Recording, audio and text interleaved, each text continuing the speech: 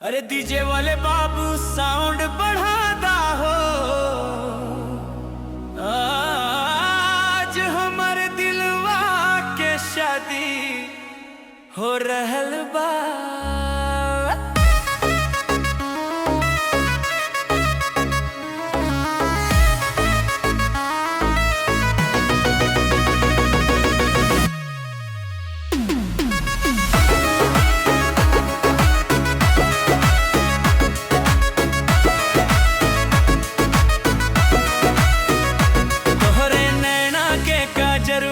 जान ले लेता हो तोहरे हंसी के चमत्कार दिलवा छू लेता हो। जब से देखनी तोहरा के सपना सजनी लागल, तोहरे बिना अब जानू कुछ ना भावे लागल।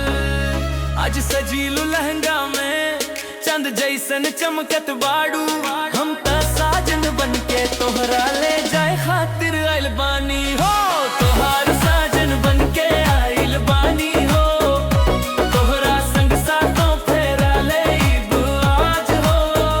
डीजे पे नाच सजनिया, हाथ में हाथ दे, आज के रात न भूली दिल में प्यार ले।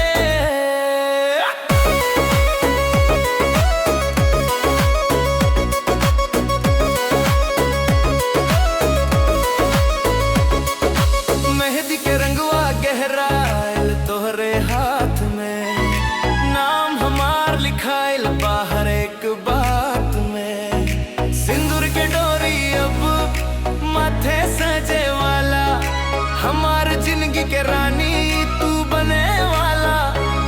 तोरा सजनी के रूपवा सबके नजर लग जाला, हम तो दीवाना हो गई नी दिल तोहरे में बस जाला।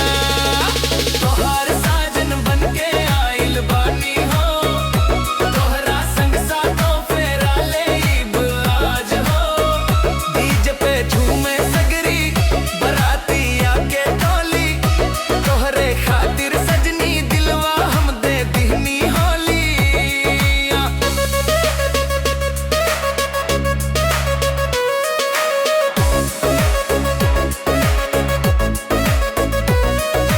जब जब तू मुस्कास दिल धड़क जाए, तोहरे बिना जान कुछो ना भाए।